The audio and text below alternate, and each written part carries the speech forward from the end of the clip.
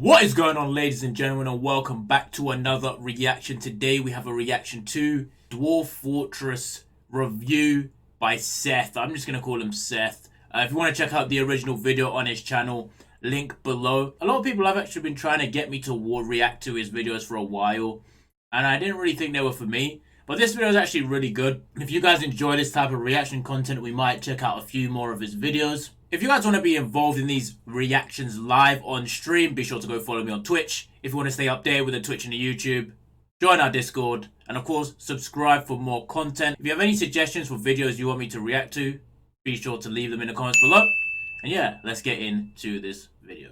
Hey people, Seth here. Today, I'll be covering a long-running cult Graphics still better than RuneScape. Developed to this very day. Helps. A game which Comments like that get you timed out, okay? Of stumpy alcoholics as they struggle to avoid sobriety. A game where the most ludicrous events take place daily, where civilizations and that's a lie too. Just because someone left an Necronomicon in the public library. A game where the UI is so useless and convoluted that you'd honestly have an easier time playing Microsoft Excel. I'm a performance artist. Deep, dark fantasies.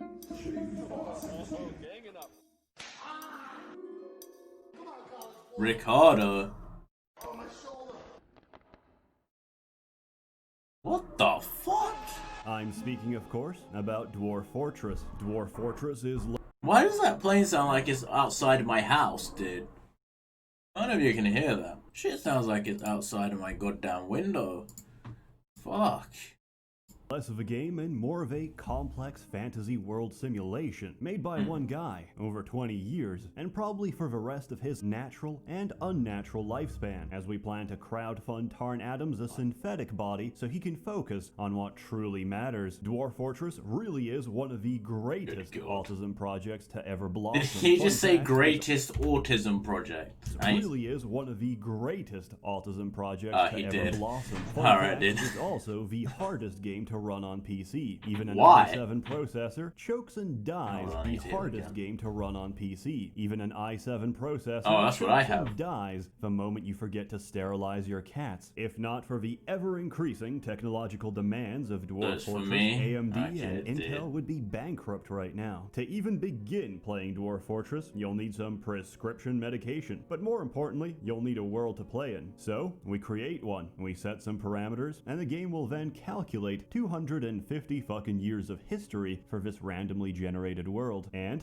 depending on your computer, this may also take 250 years. Once the world is made, it's all yours. And like an abusive lover, she will caress and beat you senseless, and each time, you'll come back for more. There's two main game modes you can play in Dwarf Fortress. You can either choose to embark on distant lands and lead a fortress to ruin, or die horrifically in the pursuit of adventure. To begin, let's cover Fortress mode first. All you have to do is pick a nice place to embark, and that's about it. Despite common myths, Dwarf Fortress isn't complicated. Just follow a couple of tutorials and you'll be a seasoned veteran in no time. You should also download and use the Lazy Noob Pack because the game is almost unplayable without it. Some may disagree with this statement, but to put it simply, they're fucking wrong. These same people will disagree with my choice of tile set, or the fact that I use a tile set at all. To answer these concerns and make this video that much easier to watch, I will be using all of the tile sets at random. In Fortress mode, you start out with 7 dwarves, given... You know what's crazy about this game, dude?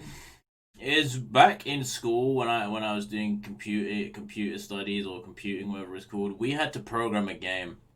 And the graphics were exactly like this on my game.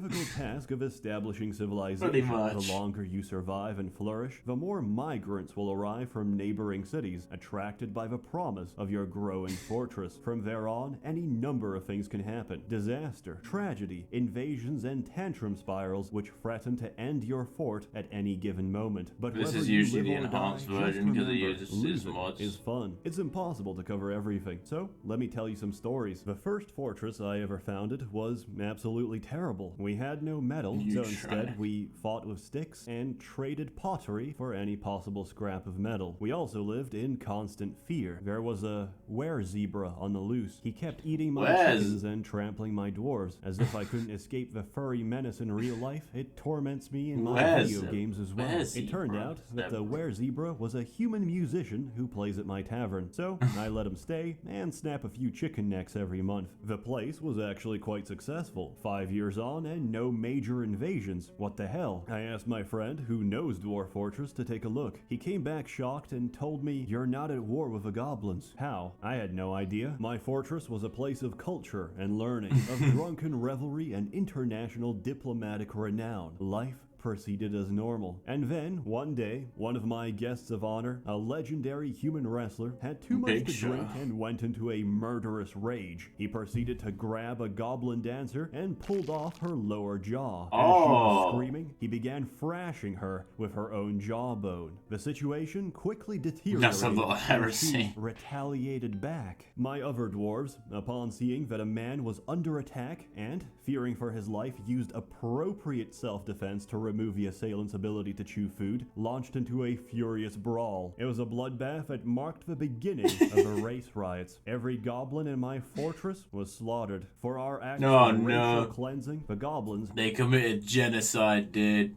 Had declared war on us, one we couldn't win, and all because some retard couldn't handle his mushroom wine. Several months later, my fortress was swallowed by the Green Horde. Those who weren't murdered walled themselves off, went crazy and consumed each other. The rest starved to death. Dwarf Fortress, a fun, light-hearted experience for the whole family. My second fortress fared slightly better, until I dug too deep. The third? Well, we all know how this ends already, right? One of my dwarves got possessed, so I walled off his workshop, forgot about it, and accidentally opened up his crypt. In the middle of town, the nauseous fumes from his hot, decomposing body erupted across several levels, driving everyone insane from the sight and stench of his swollen cadaver. In the chaos, a mother dropped her toddler into a shallow pool of water. The child drowned, causing the mother to go into a tantrum and attack an experienced axe dwarf, who decapitated her. The dead bodies caused more tantrums, which would result in even more dead bodies, which eventually reduced my population to a single person, a single axe dwarf, who was now considered legendary, having gained enough experience from beheading everybody else. My fourth attempt was actually fine. The fortress still stands as a grisly reminder of why we have health and safety. I read online somewhere that you could train your dwarves extremely quickly by constructing a danger room. The idea is simple. We put a dwarf in a room filled with traps, we activate them, and our brave warriors will gracefully dodge and block every single one of them. But this process wasn't fast enough, so we replaced the traps with coins. We hit the lever and 500 freshly minted coins would harmlessly ricochet at high speed across the room, turning our dwarves into professional soldiers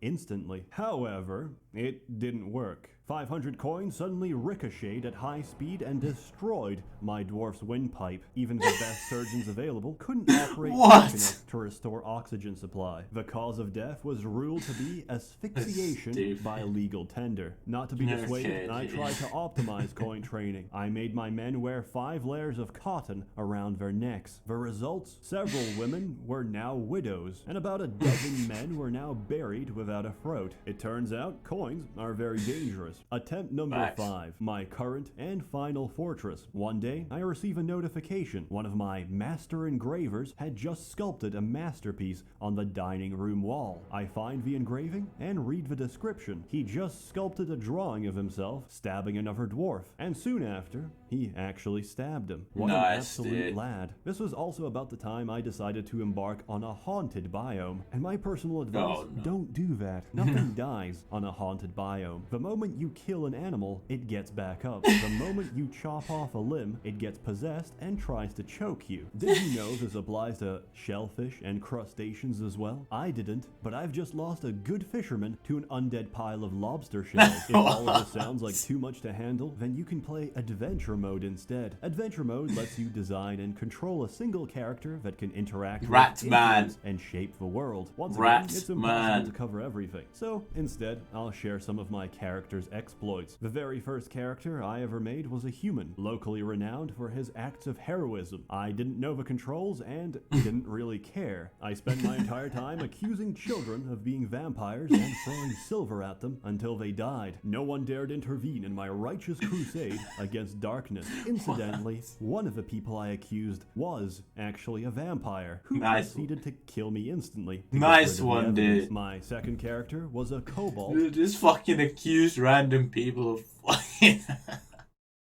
Just like fucking the old days, dude. You're a fucking witch.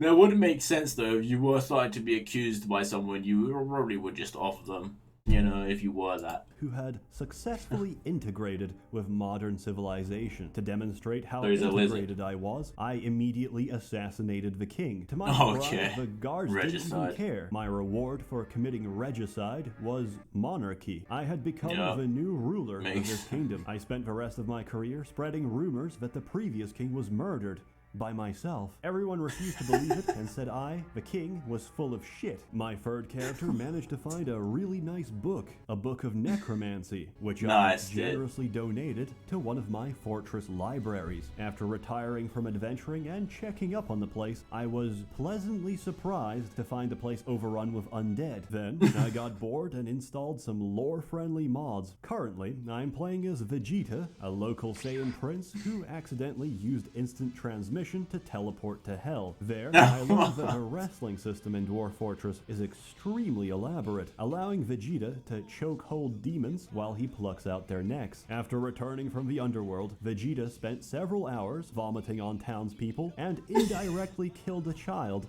by doing push-ups. Later that day, an elvish serf refused to yield to the Saiyan prince. He rejected his generous demands for both of his shoes in exchange for his life. Now, I'm not very good at Dragon Ball Z lore, but I don't remember Vegeta being able to make Destructo discs. But who gives a shit? In this mod, he can. So, I decapitated a bunch of elves with energy discs and turned into a giant ape. Then I got drunk and crawled on the floor, stealing people's genitals. In case you haven't figured this out already, Dwarf Fortress is an amazing game. And not only that, it's unique. There's nothing quite like it. It's a sandbox and you make your own fun. And if you get bored of sand, there's a billion mods out there to make the game that much more intricate and entertaining. Sure, it's hard to get into, but then again, so are nursing homes. I give it a perfect score. Perfection is subjective, which is why everyone will see something different. Or something gay. As always, more content to come, so stay tuned. This video comes out much later than expected. What's up with that, Seth? You lazy schmuck? You've not even taken our money since November. Truth be told, I took a corporate position in December. Then, I realized I can do 100 times more by myself. So, I'm going all in. Seth is going full-time. A warm thanks to the many members of the Merchants Guild who have been generously funding and bankrolling these videos. Why is there so many Chinese flags? I missed a chance to say this before, so Merry Christmas. Nobody get any fucking days, alright? Pretty sure someone did change their name once to something crazy like that. That's a lot of Patreons, dude. Fucking hell. I'm gonna have a stroke if I watch that. Fuck, that's a lot. You murdered the king, took his job, and told everyone you murdered him, to which they replied, yeah, right, dweeb. That's writing George R.R. Martin would be proud of. I played this game, I played adventure mode, walked out of a building, spent an hour trying to figure out how to drink from the well. A were-snake came out of the desert and started attacking me, and the other villagers beat him to death. Wearing leopard print thongs and bras, using mallets, I drank his blood because I was dehydrated, turned into a were-snake, and ripped the villager's head off and threw it at the village elder, who then revealed himself to be a vampire and put me into a headlock before snapping my neck. What kind of fucking game is this? Oh, fuck me, that's quality, dude.